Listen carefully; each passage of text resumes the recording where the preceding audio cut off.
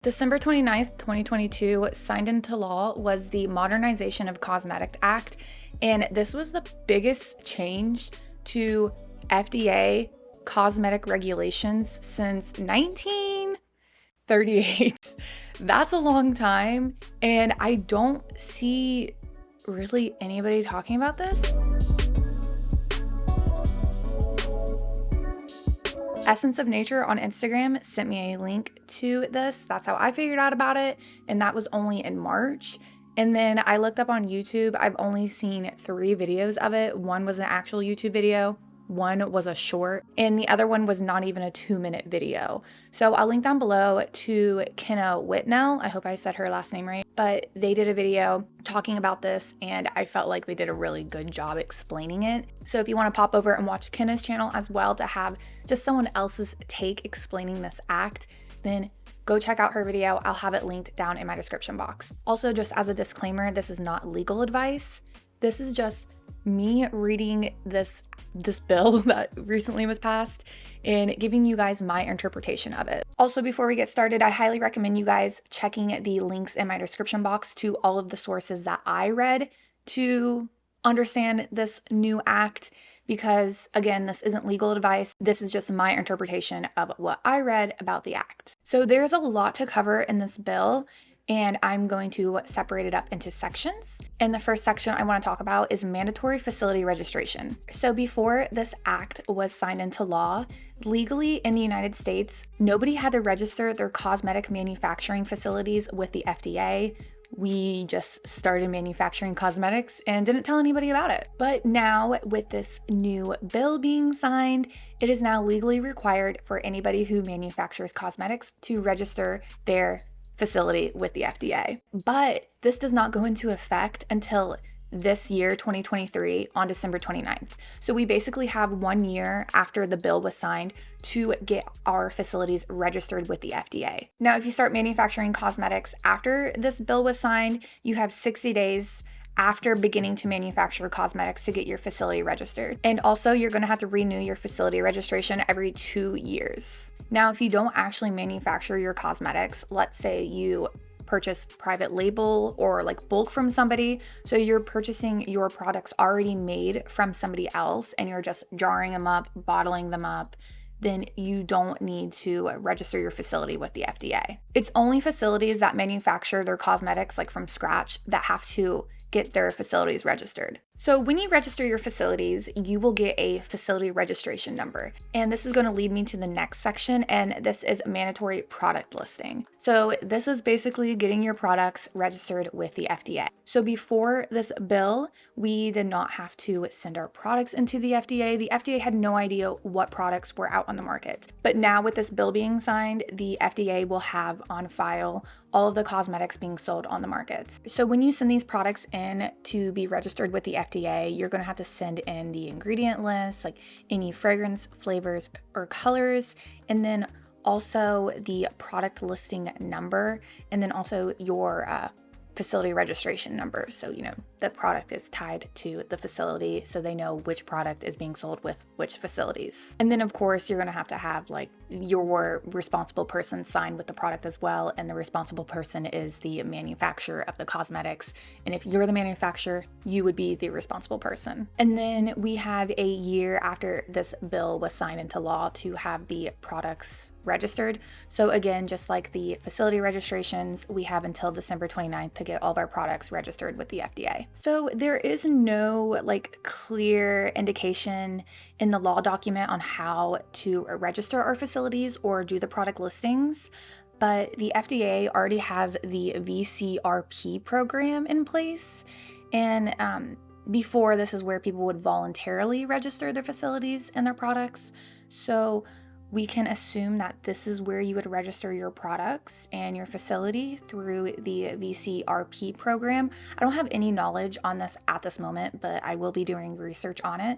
But if you have any information, leave them in the comments below, and that will help out a lot of people, because I know so many people who follow me have small cosmetic businesses, and this new act is going to be affecting a lot of my followers. Serious adverse event reporting requirements. Previously, you only had to do this voluntarily, and along with everything else I've talked about, has only been voluntarily up until this point. But now you are required to report like certain events that happen to your customers from your products that you sell. So facilities will now have to maintain records of any health-related adverse events associated with the use of their products for 6 years. In addition, cosmetic companies must report to the FDA any serious adverse events within 15 days of learning about the issue. This new act broadens the scope of what constitutes a serious adverse event to include an infection or significant disfigurement, including serious and persistent rashes, second or third degree burns, significant hair loss, or persistent or significant alteration of appearance, other than as intended under conditions of use that are customary or unusual. Records related to each report of an adverse event must be maintained for 6 years unless a small business exception applies. And additionally, product labeling must identify a US point of contact for adverse event reporting. So what that's basically saying is if there's anything that causes your customer to have to go seek medical attention, you're going to have to report that to the FDA within 15 days of learning about it and keep it on record for 6 years. And they are going to have some exceptions for smaller businesses. And I believe they're going to have exceptions for smaller businesses with a few of these things. There's going to be something else I talk about later that has exceptions for smaller businesses. But they do say there is an exception there for small businesses. I read somewhere else that the small businesses will have to keep the record, I think for like 4 years. I can't find where I wrote that down. Safety, substantiation, record access, and mandatory recalls. So with this, cosmetic products and ingredients must be adequately substantiated for safety before marketing in the US. So the safety includes tests or studies, research, analysis, or other information that is considered among experts to be sufficient to support a reasonable certainty that a cosmetic product is safe. Cosmetic products that do not have adequate safety substantiation will be considered adulterated. So with this section, I'm not 100% sure how the FDA is going to want you to prove the safety of your product because the ingredients that we use in cosmetics are already approved as safe. So if you have any more information on this section, let me know. Like, are you going to have to put your product just through a microbial testing? Are we going to have to send it to a certain lab to get approved in testing? I really would like that explained better. So if you can help with that, let me know. Current good manufacturing practice requirements. This actually is kind of still all up in the air. So good manufacturing practice, also known as GMP, is something that facilities should already be practicing. We should already be keeping our areas sanitized and cleaned. We should be using any kind of air filtration system if that is necessary for your facility. But now this is going to be pushed by the FDA, especially since our facilities are going to be registered. That means the FDA will be able to come into our facilities and inspect to make sure we have a good GMP, good manufacturing practice. I just realized I said good GMP, which would be good manufacturing practice. Anyways, so the FDA actually has 3 years to enact a GMP for these facilities. So as of now, there is no like GMP for our facilities to be following. We're gonna have to wait 3 years until the FDA comes out with this ruling of what they want it to be. Specifically, this says FDA will issue a proposed rule within 2 years of the enactment and a final rule within 3 years after the enactment. So this website, Sindley.com, actually says that it's important for cosmetic manufacturers to start preparing now for GMP regulations using the 2013 draft guidance as a starting point. Link it down below. Product labeling additional requirements. So we now have new regulations on how our product labels need to be created. So any video you are watching on how to create your product labels are now outdated, unfortunately. And there's new regulations to it. So now this act requires cosmetic labels to include the domestic address and domestic telephone number, or some kind of electric contact information through which the cosmetic company can receive these adverse event reports. So like I mentioned before, you now have to report these adverse events to the FDA within 15 days of hearing about it from your customer. So now having to include a phone number or some kind of electronic contact on your labels allows your customers to reach out to you to report these adverse events so then you can turn around and report them to the FDA. So if you are purchasing private label from somebody, so if you're purchasing cosmetics and then repackaging them, like I said before, you're not going to have to get your facility registered. You're not going to have to get those products registered. It's who's manufacturing those products that have to get them registered. But you, as somebody who is private labeling, you're going to have to put the manufacturer's name on your product label. So somewhere on the back, you can put it smaller, like in the corner. You need to put manufactured by whatever company you bought your private labeled products from. You're going to have to include their contact. So you might want to ask the company you're purchasing from what address and what phone number or contact they want on your label for customers to report to. Because even though you are the one selling these products, you aren't the person your customer has to report to because you're not the responsible person. You didn't manufacture that cosmetic. The company you purchased private label from did. So they're the ones that need to be contacted if there's any adverse events. So then they can turn around and report it to the FDA because they are the one with the registered facility and they are the one with the products registered with the FDA as well. You're basically just the middleman. So there is another part of this product labeling that's still kind of up in the air, but it's about fragrance allergens. So fragrance allergens will need to be identified on the product label. There's no specific substances and requirements included in this act at this time, but the FDA must issue a proposed ruling within 18 months of the enactment date and a final rule within 180 days from the closing of the public comment period by December 2024. So after this date, products that fail to list fragrance allergens on the label will be considered misbranded. So what are fragrance allergens? We purchase fragrance oils from, whatever supplier you purchase from. In those fragrance oils, there are lists of allergens. And as of right now, we don't know what allergens we have to legally mention. So for example, here is a product that already lists its allergens at the end. They're not specifically saying these are allergens, but these are the allergens in the fragrance. This is already required in a lot of other countries, specifically the EU. So this isn't anything new.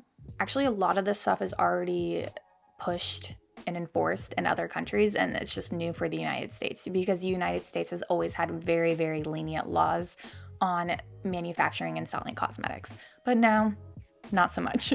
So when you purchase these fragrance oils, the supplier should have a list of the allergens here on Bulk Apothecary. Here is how you can find the allergens, and here is a list of all the allergens in this fragrance oil. Now, legally, we will be required to list these allergens. But like I said, there is no mention of which allergens we have to specify.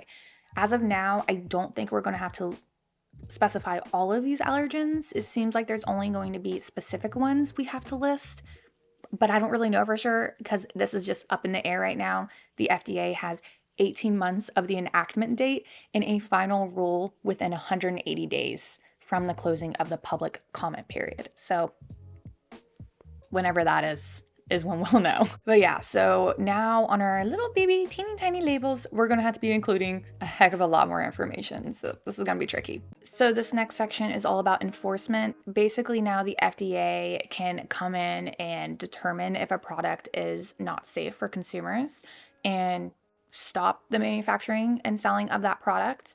And then also come in and say, hey, this product isn't safe, and I can tell like all the other products aren't safe either, so you're shut down.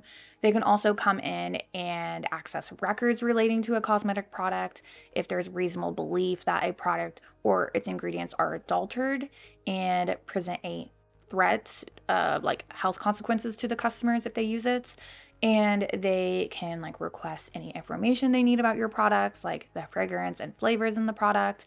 And thirdly, the FDA can mandate like recalls for your product. So they can send out a press release with like a picture of your product to all the people and be like, hey, don't use this product. Basically, they got all authority over that now. And also, this kind of ties in with preemption.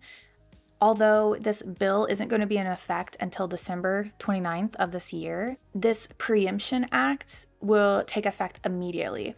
And under the preemption provision, this act will preempt any state or local laws that differ from the federal framework. The FDA, states, in courts, and other federal administrations will interpret this act preemption's provision. So basically what this says is that no state can override what this bill says.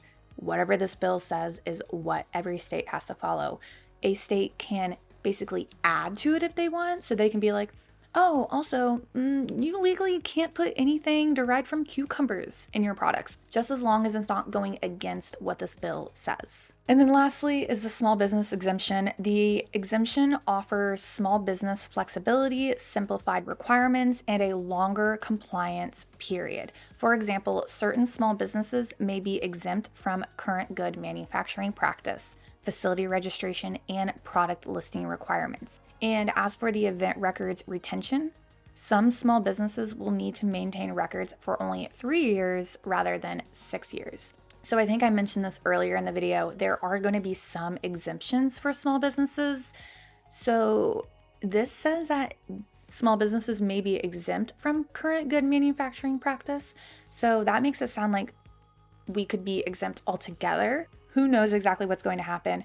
Overall, it seems like there's a lot with this bill that's still up in the air, specifically the current good manufacturing practice and the fragrance allergens are what's coming to mind that's up in the air. Basically, what I recommend you getting on immediately is registering your facility as soon as possible. Get your products registered as soon as possible. If you can, go through and update your product labels with adding your address and your phone number if that's not already on there. That way people can contact you if they need to for adverse events. And of course, just make sure you're following good manufacturing practice. And I will link it down below. But other than that, there's not really much we can really do yet until we know about what allergens we have to include on our labels, what good manufacturing practices are they exactly wanting us to follow. And one more thing I forgot to mention is talc. So the FDA must assess the safety of these two words, I don't know how to say this, substances in cosmetic products and provide no later than the end of December 2025, so 2 years, a publication on the FDA website with a summary of the results. This act also requires the FDA to establish regulations in asbestos detecting methods for talc-containing products. The FDA has a period of 1 year from enactment of the act to propose these regulations and must issue final regulations 180 days after the end of public comment period. So that is everything. That is my understanding of the Modernization of Cosmetic Regulation Act, and it's huge. I think this is a big deal. I don't see why a lot of people aren't talking about this. I think this is going to create a lot of changes in the small business community because there is a lot more regulations that people have to be following. I don't want to say I'm excited. I feel like that's the wrong word because I'm not like excited like happily, but I am I'm definitely like here to see how this all plays out. I'm just ready to see where this goes because to my knowledge, like every country already has stricter regulations than the United States with selling cosmetics. So honestly, this really isn't that big of a deal, but also at the same time, I just didn't see it coming. I figured we'd have some kind of regulations on the words like natural and green. I figured the FDA would address this whole greenwashing thing way sooner than this, but I guess not. I would love to hear your guys' opinions. I know I have so many of you guys with small businesses. What are your thoughts? What are your opinions? How is this going to affect you? Leave them down in the comments. Let me know. Have you heard about it? Let me know in the comments. I don't know. I just keep rambling now. It's the end of the video, and this is the first video I've recorded in quite some time showing my face. So, hey, hello. It's good to see you guys. Anyways, I'll talk to you guys in my next video. See ya.